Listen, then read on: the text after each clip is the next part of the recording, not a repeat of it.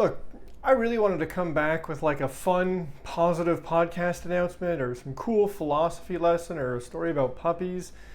These assholes are just up to the fuckery. Video, clearly not safe for work. Look, I don't listen to cable news and I stopped caring what conservative cable news says years ago. It's a product they sell. They peddle fear and they keep people watching and they'll say anything to achieve that goal. And the sad part is, I don't even think most conservatives buy it anymore. But those who do tune in big numbers, so the hits just keep on coming. All that to say that I don't go seeking dumb things that have been said, and even when they find me, I generally just eye roll and move on. But this one was special. Sean Hannity, somehow only the second most batshit crazy Fox host, keep up the good work, Tucker, had a doozy of a quote this week. Let's take a listen. How would you like to be in Kabul today as an American and you can't get to the airport? Where are you thinking your life is headed? You're one of those family members. I bet you're not sleeping. I don't even think My Pillow can do it. MyPillow.com, that's where I go. I fall asleep faster. I stay asleep longer. These are going to be a lot of sleepless nights for so many of our fellow Americans. We got to get them home.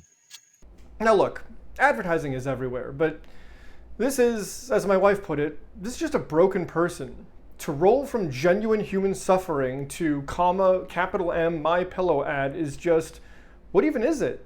These are people fearing the Taliban will rule with the same ruthlessness and violence they did 2 decades ago. That are having really long nights. Family members wondering if their loved ones will be safe. It's a scary time and it sucks. And to use that for a pillow ad, nearly as a punchline or a pun? Come on. And the listeners, no one's going, well, that's true. These people are going through a lot and they could use a good night's sleep that only My Pillow can give. No one's buying that. Of all the shameless plugs that I've heard, this one might be the worst. Aren't we better than that? Round 2 of no, we're fucking not better than that. We go to Florida man Governor Ron DeSantis. Ah yes, Ron DeSantis. Government so small it'll tell you how to run your cruise line. Turns out DeSantis, who has heavily pushed a drug called Regeneron, is well funded by a CEO with significant holdings in the company that makes that very drug. Now listen, companies buying politicians is American as apple pie, but this one just feels worse. DeSantis has seemed to do everything he can to make Florida the COVID capital of the world, banning mask mandates in schools and communities and preventing some private businesses from requiring proof of vaccines. Because nothing says fiscally conservative, small government champion quite like forcing businesses to run your way or face lawsuits. To learn that one of his top donors has a major stake in the makers of Regeneron at $1,000 a dose, mind you, just feels bad. And my third most uplifting story of the week, millions of internet virologists hung up their lab coats this week and quickly graduated to become foreign policy experts, weighing in on Biden's failure in Afghanistan.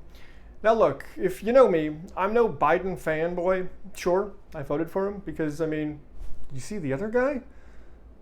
That said, Biden is in month 8 of his presidency. The Afghanistan war has been going on for 20 years. It's pretty tough to blame the guy. And bad takes were on full display, including a number of Republicans who lambasted Biden for a disastrous pullout. But scroll back in the Twitter machine, and a lot of these are the same people who fully supported President Trump's proposal to pull out by May 1st, which, if math serves me correctly, is in 3 months ago. Anything for some retweets. Now look, I'm not an expert on Middle East conflict. I'm not going to pretend to be. I think one thing is painfully clear. Once we left, no matter when and how, the Taliban were in place to take back that country. Is it sad? Is it scary? Is it frustrating? Wondering what the last 20 years was all for? Of course. But it was that or stay forever. If Trump had pulled out, it would have been a rare point of his that I'd support. But if we're playing the blame game, let's not forget that the current leader and literal co-founder of the Taliban is Abdul Ghani Baradar, who was captured and jailed in 2010 and released in 2018 at the request of US forces. This came just 6 weeks after Trump canceled a planned peace talk meeting with the Taliban at Camp David. And it was a conclusion to the Trump and Pompeo talks with the Taliban trying to normalize relations. Now look, I actually don't hate the idea of a peace talk with a force you know is going to take back the country. But I don't know, maybe don't release 5,000 of them and their fucking leader without some major concessions? Just saying. And if we're throwing blame around, seems like that's a decent target, not the guy who just showed up and finally pulled the plug on the whole thing. Let's not forget George W. Bush and former Halliburton CEO Dick Cheney were the ones to get into all this war, and a super fun double bonus points war because, hey, we were in the area. 20 years ago, we got in this war. Bush famously stood on the bridge of the USS Mission Accomplished about 18 years before the war ended, a lasting image that has aged better than the finest of wines.